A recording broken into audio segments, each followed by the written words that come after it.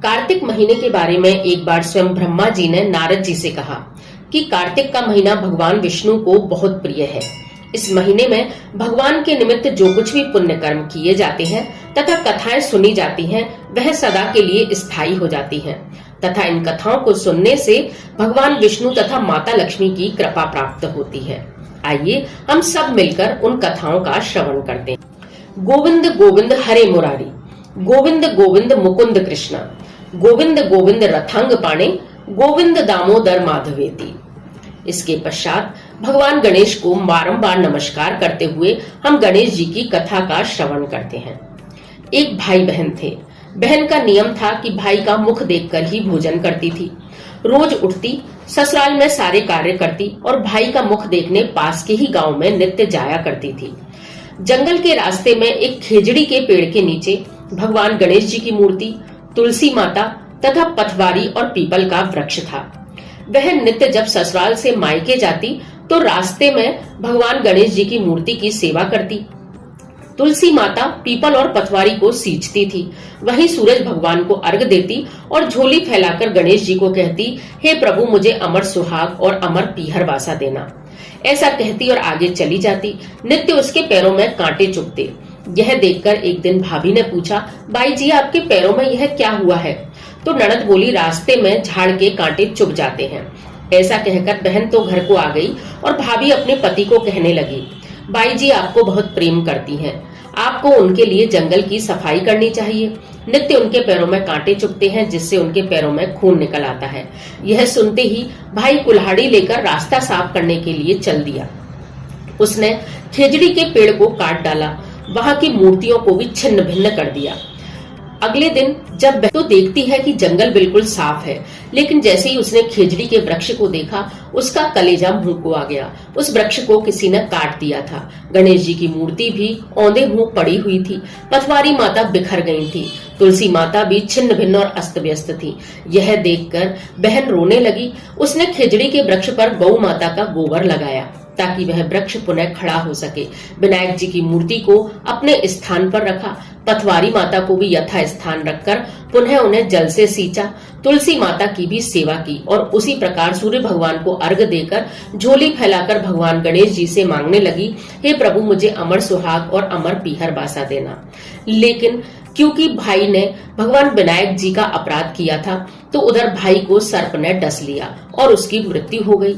जब सब लोग भाई की लाश को ले जाने लगे तो भाभी ने कहा कि मेरी ननद का नियम है कि वे अपने भाई का मुख देखकर ही भोजन करती हैं। जब तक मेरी ननद नहीं आ जाएंगी तब तक मैं इन्हें यहाँ से नहीं ले जाने दूंगी। कुछ लोगों ने कहा कि वह आज मुख देख भी लेगी तो कल क्या होगा, यह तो मर चुका है। लेकिन भाभी अपनी जिद पर अड़ी रही। उधर बहन ने जब झोली फैलाकर आशीर्वाद मांगा तो भगवान गणेश ने सोचा, नित्य यह बहन आकर मेरी सेवा पूजा करती है। पथवारी माता तथा तुलसी माता आपस में विचार करने लगे। यह नित्य झोली फैलाकर अमर सुहाग और अमर पीहर बासा मांगती है। यदि वहां जाकर देखेगी कि इसका पीहर समाप्त हो गया तो आगे से हमें कौन पूजेगा, कौन मांगेगा। इसी कारण उन्होंने मिलकर आकाशवाणी की कि यहाँ से खेजड़ी के 7 पत्ते तोड़कर ले जा और दूध में घोलकर अपने भाई को पिला देना। बहन आश्चर्य से इधर उधर देखने लगी लेकिन उसे कोई दिखाई नहीं दिया। लेकिन आकाशवाणी को सत्य मानकर उसने 7 खेजड़ी के पत्ते तोड़कर अपने पल्लू में बांध लिए। वहां जाकर देखती है तो पीहर में भीड़ मची हुई है। उसका भाई लाश की तरह जमीन पर पड़ा हुआ है। बहन सारा माजरा समझ गई। भगवान गणेश जी, पथवारी माता, तुलसी माता सभी को मन ही मन नमस्कार करते हुए घर के भीतर गई। जाकर दूध लाई, उसमें घोंट कर खेजड़ी के पत्ते अपने भाई को जैसे ही पिलाए वह मुर्दा उठकर खड़ा हो गया और बहन को देखकर बोला, हे बहन आज तो मुझे बहुत गहरी नींद आई। बहन ने कहा, भाई तू गणेश जी का अपराध करके तुझे यह सजा मिली। भगवान गणेश जी अत्यंत कृपालु हैं, सब पर कृपा करते हैं। उन्होंने मेरी लाज रखी। उन्होंने जैसा अमर पीहर वासा मुझे दिया वैसा ही सबको दे। कहते को सुनते को हुंकारा भरते को इस कथा को सुनने का पुण्य लाभ प्राप्त हो। जो भी भक्तजन स्थिर चित्त होकर तथा भक्ति से भगवान विनायक की इस कथा को सुनते हैं उनको अचल सुहाग तथा अमर पीहर बासा प्राप्त होता है। बोली गणेश जी महाराज की जय। तुलसी माता की कथा। महाप्रसाद जननी सर्व सौभाग्यवर्धिनी आदि व्याधि हरा नित्यम तुलसीम त्वाम नमस्तुते। कार्तिक के महीने में सभी कोई तुलसी माता सींचने जाती थी। सब कोई सींच के वापस आ जाती थी, लेकिन एक बुढ़िया माई आती, तुलसी माता को सींचती और रोजाना उससे कान में कहती, तुलसा माता सत की दाता, मैं सींचू बिड़ला तेरा, तू कर दे निस्तारा मेरा। तुलसी मैया अड़वा दे लड़वा दे, पीतांबर की धोती दे, मीठा मीठा घास दे, बैकुंठा का वास दे, चटके की चाल दे, पटके की मौत दे, चंदन का काठ दे, झालर की झनकार दे, पति का राज दे, दाल भात का जीवन दे, 11 का दिन दे और कृष्ण का कांधा दे। यह बात सुनकर तुलसी माता दुखी हो जाती। एक बार भगवान कृष्ण ने तुलसी माता से पूछा, हे तुलसा, तुम्हारे पास इतनी औरतें आती हैं, तुम्हें भोग लगाती हैं, तुम्हारे भजन गाती हैं, तुम अत्यंत प्रसन्नता से सभी की झोली भरती हो, लेकिन ये बुढ़िया माता के आते ही दुखी क्यों हो जाती हो? तो तुलसी मैया बोली, हे प्रभु, मैं सब कुछ देने की सामर्थ्य रखती हूँ, लेकिन आपका कांधा अंतकाल में मैं इस बुढ़िया को कैसे दूंगी?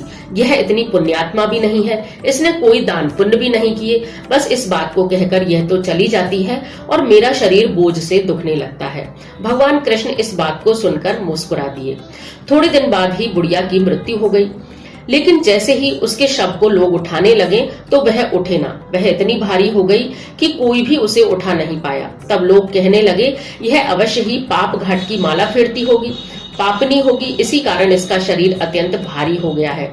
तभी भगवान स्वयं बूढ़े ब्राह्मण का रूप धारण करके आए और सबसे पूछने लगे, इतनी भीड़ क्यों हो रही है? सब बोले, एक बुढ़िया मर गई है, पापनी थी, तुलसी सींचने के अलावा इसने जीवन में कुछ कार्य नहीं किया, अब इतनी भारी हो गई है कि किसी से उठती नहीं। तब भगवान ने कहा, मैं इसके कान में कुछ कहने आया हूँ तो यह उठ जाएगी। तो सबने कहा, तू भी अपने मन की निकाल ले। भगवान ने जाकर उस बुढ़िया माई के कान में कहा, बुढ़िया माई, तूने सींचा बिड़ला मेरा, मैं करने आया निस्तारा तेरा। बुढ़िया माँ, अड़वा ले लड़वा ले, पीतांबर की धोती ले, मीठा मीठा घास ले, बैकुंठा का वास ले, चटके की चाल ले, पटके की मौत ले, चंदन का काठ ले, झालर की झनकार ले, पति का राज ले, दाल भात का जीवन ले और मेरा अर्थात कृष्ण का कांधा ले। इतना सुनते ही बुढ़िया माई फूल सी हल्की हो गई और भगवान स्वयं उसे अपने कंधे पर ले गए, उसकी मुक्ति हो गई। हे तुलसी माता, जैसे उस बुढ़िया की मुक्ति करी, ऐसी ही सबकी कर। कहते को सुनते को, हुंकारा भरते को इस कथा को सुनने का पुण्य लाभ प्राप्त हो। बोलिए तुलसा माता की जय। पीपल पथवारी की कथा। जयंती मंगला काली, भद्रकाली कपालिनी, दुर्गा क्षमा शिवा धात्री, स्वाहा स्वधा नमस्तुते। एक बुढ़िया थी, उसने अपनी बहू से कहा कि अब मैं दूध दही बेच बेच के हैरान हो गई हूँ, अब तू दूध दही बेचने जाया कर। बहू दूध और दही लेकर बेचने के लिए निकली तो देखती है रास्ते में औरतें पीपल पथवारी सींच रही हैं। उनको सींचता देखकर बहू ने पूछा, यह तुम क्या कर रही हो? तो औरतें बोली, कार्तिक का महीना है, हम पीपल और पथवारी को सींच रही हैं। बहू बोली, इससे क्या मिलता है?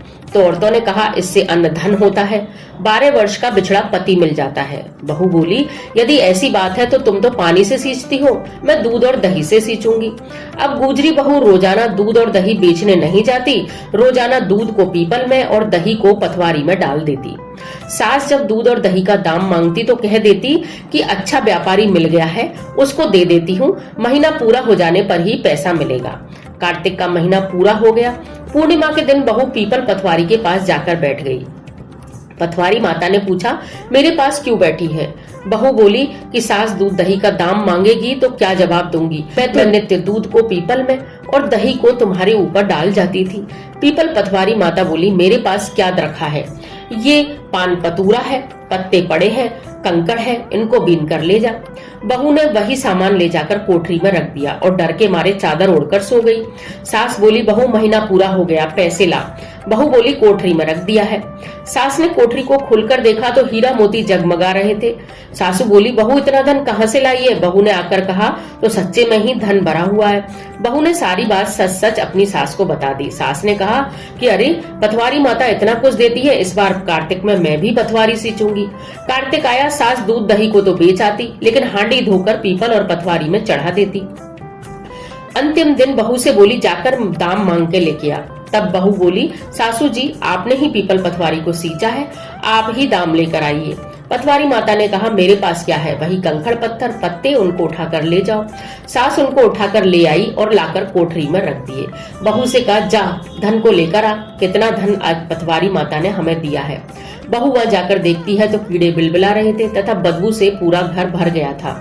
वह जाकर पथवारी माता से झगड़ने लगी, बहू को तो इतना धन दिया और मुझे कुछ भी नहीं दिया। पथवारी माता ने कहा, तेरी बहू तो सत की भूखी सींचे थी, तुमने धन की भूखी सींचा, इसलिए तुमको यह फल मिला।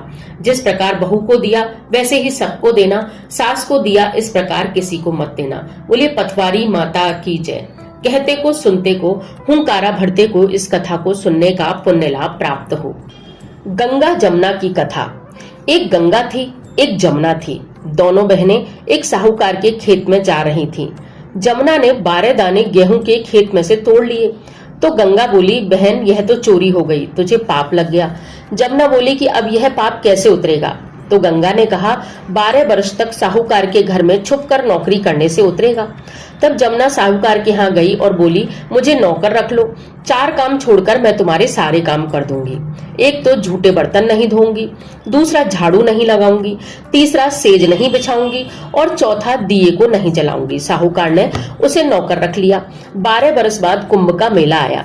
साहूकार साहूकारनी मेले में जाने लगे तो जमुना ने उन्हें एक सोने का सिक्का दिया और कहा कि वहां मेरी बहन गंगा है, उसको यह टका दे देना और कह देना कि बहन जमुना ने भेजा है। वह हाथ पसार कर गोरी गोरी बैया में हरी हरी चूड़ियां पहन लेगी। वह लोग वहां जाकर सोने का टका देने लगे तो गंगा मैया ने स्वयं हरी हरी चूड़ियां गोरी गोरी बैया हाथ पसार कर वह सोने का सिक्का ले लिया और कहा कि मेरी बहन जमुना से कह देना तेरे 12 बरस पूरे हो गए, अब आजा। साहूकार साहूकारनी आश्चर्य में भरकर घर आए और जमुना से बोले कि तेरी बहन बोली है कि तेरे 12 बरस पूरे हो गए हैं, तू आजा। यह सुनते ही जमुना वहीं से शस्त्रधारा होकर बहने लगी। साहूकार साहूकारनी को जब पता लगा कि जमुना माता हमारे यहाँ सारे काम करते थे तो वह चिंता में भर गए। सोचने लगे अब हमारा पाप कैसे उतरेगा। उधर जमुना गंगा साहूकार और साहूकारनी को धीरज बंधाकर आई है या नहीं? जमुना ने कहा, मैंने तो कुछ भी नहीं कहा, मैं तो वहीं से शस्त्रधारा होकर निकल गई। गंगा बोली, उनको धीरज बंधा करा, नहीं तो उनको संतोष कैसे होगा। जमुना माता साहूकार साहूकारनी के सपने में आई और बोली कि उदास क्यों हो? तो साहूकार साहूकारनी बोले, हमने तुमसे ऊंचा नीचा सब काम करवाया, अब हमारा यह पाप कैसे उतरेगा? तो जमुना बोली, तुम्हारे कोई पाप नहीं लगा, मैं तो अपना पाप उतारने आई थी। तुम्हारे खेत में से 12 दाने गेहूं के तोड़ लिए थे, इसलिए मुझे दोष लग गया। तुम्हारे यहाँ 12 साल काम करने से वह दोष उतरा है, तुम्हें कोई दोष नहीं लगा। आज से तुम्हारे घर में खूब धन तथा लक्ष्मी हो जाएगी और अंत में तुम्हें मुक्ति को प्राप्त होगे। तो जमुना माता जैसी मुक्ति साहूकार साहूकारनी को दी वैसे ही सबको तथा सारे परिवारों को देना। कहते को सुनते को, हुंकारा भरते को इस कथा को सुनने का पुण्य लाभ प्राप्त हो। कार्तिक की ब्राह्मण ब्राह्मणी की कथा। एक ब्राह्मण ब्राह्मणी थे। 7 कोस गंगा जमुना नहाने जाया करते थे। ब्राह्मणी बहुत थक जाती। एक दिन बोली, कोई बेटा होता तो बहू घर में होती, खाना बना मिलता, कपड़े धुले मिलते। ब्राह्मण बोला, तूने तो बड़ी बात कही, ला मैं तेरे लिए बहू ला ही देता हूँ। एक पोटली में आटा बांध दे, उसमें थोड़ी सी मोहर अशर्फी डाल दे। ब्राह्मणी ने हंसकर पोटली बांधी कि मुझसे मजाक करते हैं, पुत्र तो है नहीं, और बहू लेने के लिए चल दिए। ब्राह्मण ने रास्ते में देखा कि जमुना जी के किनारे कुछ लड़कियां अपने अपने मिट्टी के घर बनाकर खेल रही थी। वे सभी अपने घरों को तोड़ने लगी तो एक लड़की बोली, मैं अपना घर नहीं बिगाड़ती, मुझे तो रहने को चाहिए। ब्राह्मण को वही लड़की, वह उसके पीछे पीछे हो लिया। जब लड़की घर पहुंची तो वह जाकर पीछे से बोला, बेटी मैं भी भूखा हूँ, अपनी माँ से पूछ ले और मेरे लिए 4 रोटी बना दे। कार्तिक का महीना है, मैं तुम्हारे घर का अन्न नहीं खाऊंगा, मेरे पास आटा है, इसी की रोटी बनाना। यह आटा अपनी माँ को दे देना और माँ से कह देना कि आटे को छान लेगी। लड़की बोली, अच्छी बात है बाबा। उसने अपनी माँ से कहा, माँ एक बाबा बाहर बैठा है, उसको उसी के आटे से रोटी बना दे और आटे को छान जरूर लेना। माँ ने जब आटा छाना तो उसमें मोहर अशर्फियां निकली। वह बोली, जिसके आटे में इतनी मोहर अशर्फी है उसके घर में कितनी होंगी। जब बाबा रोटी खाने बैठा तो उसकी माँ ने कहा, बाबा तुम कहाँ जा रहे हो? ब्राह्मण ने कहा, मैं अपने लड़के की सगाई करने जा रहा हूँ, कोई योग्य लड़की ढूंढ रहा हूँ। उस स्त्री ने कहा कि मेरी कन्या भी विवाह के योग्य है, तुम अपने लड़के से मेरी ही कन्या का विवाह कर लो। तो बाबा ने कहा, मेरा लड़का तो काशी पढ़ने गया है, अगर तुम कहो तो खंडे कटारी से तुम्हारी लड़की को ब्याह के ले जाऊं। वह स्त्री तैयार हो गई और बहू को ब्याह कर ब्राह्मण घर ले आया। आकर बोला, रामू की माँ किवाड़ खोल, देख मैं तेरे लिए बहू लाया हूँ। बुढ़िया बोली, दुनिया तो बोल मारती ही है, आज तुम भी इस तरह कह रहे हो, हमारे तो 7 जन्म में भी बेटा नहीं है, बहू कहाँ से ले आए? लेकिन ब्राह्मण ने कहा, तू किवाड़ तो खोल। जब ब्राह्मणी ने किवाड़ खोला तो देखा बहू सामने खड़ी है। उसे देखकर ब्राह्मणी कुछ नहीं बोली और आदर सत्कार से बहू को अंदर ले आई। अब बूढ़े गुड़िया कार्तिक खूब नहाते, सब बहू सारा काम करती, खाना बनाती, कपड़े धोती, रात को उनके पांव दबाती। इस तरह बहुत समय निकल गया। सास ने उसको समझा रखा था कि चूल्हे की आंच बुझने न दियो, मटके का पानी खत्म नहीं होने चाहिए। एक दिन चूल्हे की आंच बुझ गई। बहू भागी भागी पड़ोस में गई तो पड़ोसन से कहा कि मुझे थोड़ी आंच दे दो। पड़ोसन ने कहा तुमको पहली बार देखा है, तुम कौन हो? तो उसने कहा मैं ब्राह्मण ब्राह्मणी की बहू हूँ। कि बहू, उनके तो 7 जन्म में भी बेटा नहीं है, बहू कहाँ से आ सकती है?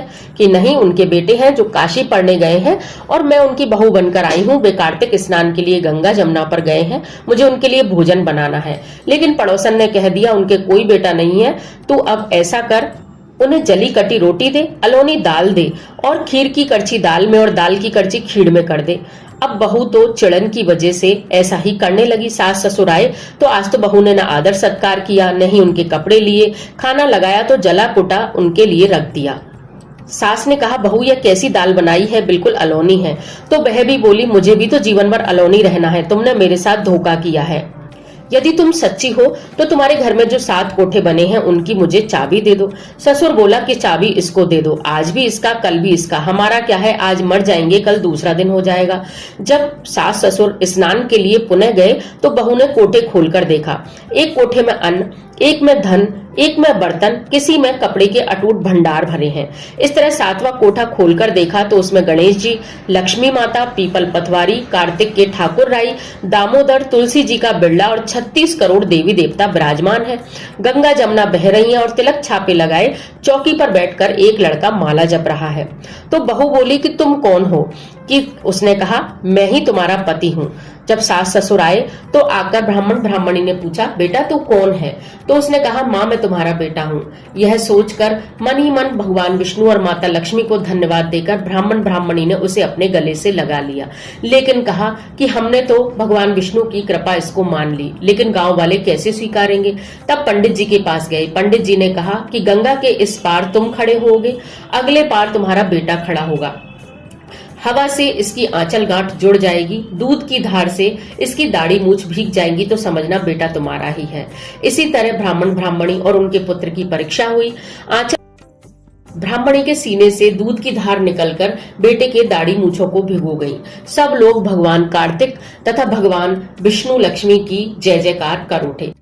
एक इल्ली थी, एक धुनिया था। इल्ली बोली आ धुनिया, दोनों कार्तिक नहाते हैं, इससे पुण्य होता है। धुनिया बोला तू तो गिरी छुआरे खाती है, तुझ में ताकत है, तू ही नहा ले। मैं तो मोट बाजरे में पड़ा रहता हूँ, मुझे नहीं नहाना, मैं तो हरा भरा सिट्टा खाऊंगा, ठंडा पानी पीऊंगा। इल्ली रोजाना रानी के पल्ले में लगकर स्नान करके आती, धुनिया नहीं जाता। कार्तिक उतरते ही पूर्णिमा को दोनों की मृत्यु हो गई। इल्ली कार्तिक नहाई थी, इसलिए उसने राजा के घर राजकुमारी बनकर जन्म लिया। उसी राजा के घर धुनिया मेंढक बनकर पैदा हुआ। राजकुमारी के विवाह के समय, विदा के समय राजकुमारी का बैल जब आगे नहीं बढ़ा तो राजा रानी ने पूछा पुत्री क्या मांगती है? तो इल्ली रूपी उस राजकुमारी ने कहा मुझे यह मेंढक चाहिए, सोने की सांकल में बांधकर, इसे मेरे रथ के पीछे बांध दो। सबने खूब समझाया मेंढक का क्या करोगी, लेकिन राजकुमारी नहीं मानी। उसने जाकर ससुराल में जीने से उस मेंढक की सोने की सांकल को बांध दिया। आते जाते मेंढक को बात करती, उससे कहती यदि तू भी कार्तिक नहाता तो कहीं का राजकुमार होता, यहाँ मेंढक बना सांकल से बंधा पड़ा रहता है। उसे इस तरह बात करते देख सब लोगों ने देख लिया और राजा से शिकायत कर दी कि रानी तो कोई जादूगरनी है, एक मेंढक से बात करती रहती है। यह देखकर राजा ने छुपकर बातों को सुना तो उसे बहुत बुरा लगा। मेंढक राजकुमारी को ए चटको मटको श्याम सुंदरी थोड़ा पानी पिला दे। तो इल्ली रूपी राजकुमारी कहती कि मैंने तुझसे कहा था कार्तिक नहा, अब बंधा पड़ा रहे। यह देखकर राजा को क्रोध आया। राजा ने क्रोध में अपनी तलवार जैसे ही निकाली तैसे ही इल्ली राजकुमारी ने राजा को बताया और पिछले जन्म की सारी कथा कह सुनाई। यह सुनकर राजा अत्यंत प्रभावित हुआ और उसने भी सदैव कार्तिक स्नान का नियम ले लिया। जैसी इल्ली पर कृपा करी वैसे ही प्रभु सब पर करना। कहते को सुनते को हुंकारा भरते को इस कथा को सुनने का पुण्य लाभ प्राप्त हो। कार्तिक की नित्य नेम की कथा। दो माँ बेटी थीं। वह रोजाना नित्य नेम की कहानी कहा करती थी। बेटी ने भी जिद पकड़कर नित्य नेम की कथा सुनने का नियम ले लिया। माँ ने खूब समझाया कि तेरी कहानी ससुराल में कौन सुनेगा, लेकिन वह तो नित्य नेम की कहानी सुनने लगी। उसकी शादी हुई, ससुराल गई तो सबसे कहती मेरी कहानी सुन लो। सभी कुछ न कुछ बहाना बनाकर टाल देते और कहानी कोई नहीं सुनता। वह भूखी रहती। एक दिन पड़ोसी बोली, ला मैं तेरी कहानी सुनूंगी। वह आती, कहानी सुनती तो बहू भोजन कर लेती।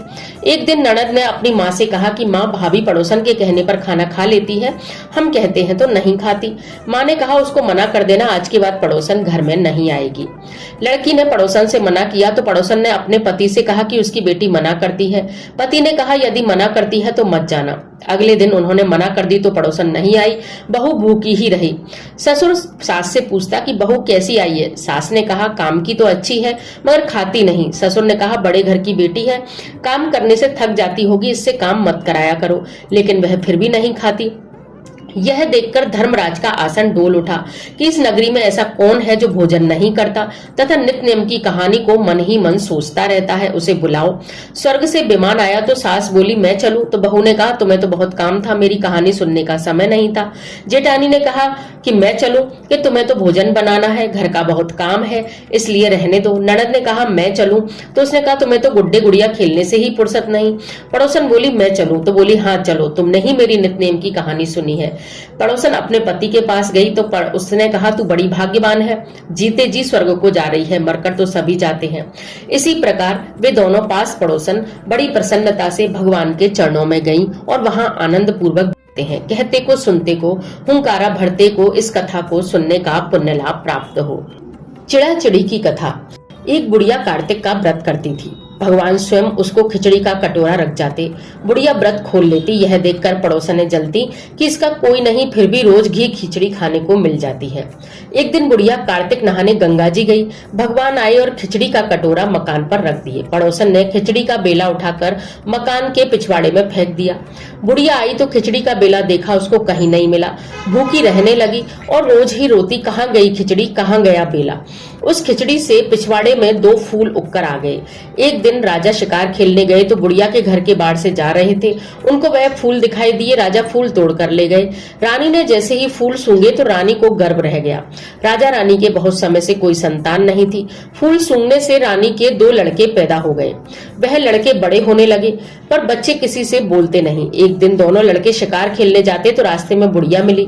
बुढ़िया कह रही थी कहाँ गई मेरी खिचड़ी, कहाँ गया मेरा बेला। तो लड़के कहते हम ही तेरी खिचड़ी, हम ही तेरा बेला। जब भी लड़के शिकार खेलने जाते बुढ़िया कहती और लड़के वही जवाब देते। राजा को पता चला। राजा ने बुढ़िया को बुलाकर कहा ये हमसे तो बोलते नहीं, तुझसे कैसे बोलते हैं। बुढ़िया ने कहा मुझे इस बात का नहीं मालूम, मैं कार्तिक व्रत करती, भगवान कृष्ण मुझे खिचड़ी दे जाते। तो एक दिन मुझे खिचड़ी नहीं मिली, तब मैं कहने लगी कहाँ गई मेरी खिचड़ी, कहाँ गया मेरा बेला। तब लड़के बोले कि तुम्हारी पड़ोसन ने खिचड़ी फेंक दी थी, हम ही उसके फूल बन गए हैं। राजा हम उसके लड़के हो गए, हमें तो भगवान ने बुढ़िया माता के लिए भेजा है। तब राजा ने बुढ़िया को सदैव के लिए अपने महल में ही रख लिया। बुढ़िया जीवन के सभी सुखों को भोगकर अंत में मोक्ष को प्राप्त हुई। जैसी कृपा भगवान ने बुढ़िया माता पर करी, ऐसे ही सब पर करें। कहते को सुनते को, हुंकारा भरते को इस कथा को सुनने का पुण्य लाभ प्राप्त हो। कार्तिक की सास बहू की कथा। एक सास थी, कार्तिक नहाती, रोज 12 कोस चलकर जाती, 12 कोस आती। और बहू थी जो वह घर में ही कठड़िया में पानी डालकर कहती मन चंगा तो कठौती में गंगा, और गंगा जी वही आ जाती। वह नित्य स्नान कर लेती। एक दिन सासू की नत बह गई। घर पर बहू नहाई तो उसके कठड़े में आ गई, उसने निकाल कर रख ली। सास जब लौट कर आई तो उदास होकर बैठ गई। बहू बोली उदास क्यों बैठी हो माता जी। सास बोली आज तो मेरी नत गंगा जी में बह गई। बहू बोली मेरे हाथ में आ गई है तो। सास बोली कैसे आई। बहू बोली तुम तो 12 कोस जाओ, 12 कोस आओ, मैं कटड़े में पानी डालकर कह देती मन चंगा तो कठौती में गंगा, और गंगा माता यहीं आ जाती। उसी में तुम्हारी नद बहकर आई है, मैंने ले ली। जैसे सास को आई इसे किसी को ना आए, जैसी बहू को आई वैसे सबको आए। कहते को सुनते को, हुंकारा भरते को इस कथा को सुनने का पुण्य लाभ प्राप्त हो। कार्तिक की लक्ष्मी जी की कथा। एक ब्राह्मण था, रोज पीपल में जल चढ़ाता था। पीपल में से एक लड़की रोज कहती, पिताजी मैं आपके साथ चलूंगी। अब ब्राह्मण दुखी रहने लगा। एक दिन ब्राह्मणी से बोला, पीपल में से रोज एक लड़की मुझसे कहती है मैं तुम्हारे साथ चलूंगी। ब्राह्मणी ने कहा, 6 पुत्रियां तो हमें पहले से ही हैं, 7वीं और सही। हो सकता है पीपल में से माता लक्ष्मी बोलती हो, हमारे दुख दूर करना चाहती हूँ। अगले दिन ब्राह्मण ब्राह्मणी के कहने पर उस लक्ष्मी रूपी पुत्री को घर पर ले आया। उसका नाम उन्होंने पावनी रखा। पावनी हर काम खुद ही करना चाहे। माँ, आटा भी मैं करूंगी, भोजन भी मैं बनाऊंगी, झाड़ा बुहारी भी मैं करूंगी। इस प्रकार वह जो भी काम करे उस काम में दिनों दिन दूनी रात चौगनी प्रगति होती जाए। सब लोग ब्राह्मण ब्राह्मणी का ऐसा वैभव देखकर चकित होते जाएं। धीरे धीरे करके एक एक करके 6 बेटियां राजकुमारों के साथ अंत में 7वीं बेटी का जब विवाह करना चाहा तो माता लक्ष्मी अपने स्वरूप में प्रकट हो गई और कहा, हे ब्राह्मण, मैं तुम्हारा दुख दूर करने के लिए आई थी। तुम नित्य सूर्योदय से पूर्व पीपल में मुझे सींचते थे, इसी कारण तुम्हारा दुख दारिद्र्य दूर करने के लिए आई थी। अब तुम्हें सदा के लिए स्थायी संपत्ति देकर मैं अपने घर जा रही हूँ। यह देखकर ब्राह्मण ब्राह्मणी रोने लगे, लेकिन माता लक्ष्मी ने उन्हें एक पुत्र का तथा अन्न धन का वरदान देकर वहां से चली गईं। जैसी लक्ष्मी माता ने ब्राह्मण ब्राह्मणी पर कृपा करी, वैसी ही सब पर करना। कहते को सुनते को, हुंकारा भरते को इस कथा को सुनने का पुण्य लाभ प्राप्त हो। कार्तिक की लपसी तपसी की कथा। एक लपसी था, एक तपसी था। तपसी भगवान की खूब तपस्या करता। लपसी रोजाना 1.25 सेर हलवा बनाकर भगवान को भोग लगाकर और जीम लेता। एक दिन दोनों में झगड़ा हो गया। लपसी बोला, मैं बड़ा। तपसी बोला, मैं बड़ा, मैं भगवान की तपस्या करता हूँ। नारद जी बोले, तुम्हारा फैसला मैं करूंगा। दूसरे दिन तपसी नहाकर आने लगा तो नारद जी ने 1.25 करोड़ की अंगूठी तपसी के आगे गिरा दी और तपसी ने जैसे ही आंख खोलकर देखा कि अंगूठी पड़ी है तो उसने छुपाकर पैर के नीचे रख लिया और तपस्या करने लगा। उधर लपसी 1.25 सेर का हलवा बनाकर भगवान के भोग लगाकर जीमने बैठा। इतने में ही नारद जी आ गए और दोनों आपस में पूछने लगे कौन बड़ा है। तो नारद जी ने तपसी से कहा, अपना पांव हटा। पांव हटाते ही लाखों की अंगूठी निकली। तब नारद जी ने कहा, अंगूठी चुराने से तेरी तपस्या भंग हो गई, इसलिए लपसी बड़ा है। तो तपसी कहने लगा कि मुझे मेरी तपस्या का फल कैसे मिलेगा? एक छोटी सी चोरी से क्या मेरा संपूर्ण फल नष्ट हो जाएगा? तो नारद जी ने कहा, तेरी तपस्या का फल कार्तिक नहाने वाली देंगी। यदि सब कहानियों को कहकर तेरी कथा को नहीं कहेंगी तो कार्तिक का फल तुझे हो जाएगा। धोती देकर अंगोछा नहीं देंगी तो कार्तिक का फल तेरा होगा। सीधा देकर दक्षिणा नहीं देंगी, ब्राह्मण जमा कर दक्षिणा नहीं देंगी तो तेरा सारा पुण्य तुझे ही जाएगा। जो व्यक्ति दाहिने हाथ से नाड़ा बांधेगा, बाएं पैर से कपड़ों को पहनेगा तो उसका सब फल तुम्हें ही प्राप्त होगा। इतना कहकर नारद जी चले गए। जो भी तपसी लपसी की इस कथा को सुनता है तथा तपसी के नियमों का पालन करता है, उस पर भगवान अत्यंत प्रसन्न होते हैं तथा उसे कार्तिक स्नान का संपूर्ण फल प्राप्त होता है। कहते को सुनते को, हुंकारा भरते को इस कथा को सुनने का पुण्य लाभ प्राप्त हो। इस प्रकार जो भी व्यक्ति श्रद्धा पूर्वक इन सभी कथाओं का श्रवण करता है, भगवान विष्णु तथा माता लक्ष्मी उस पर प्रसन्न होकर कार्तिक मास में स्नान के संपूर्ण फल को प्रदान करते हैं। बोलिए लक्ष्मी नारायण भगवान।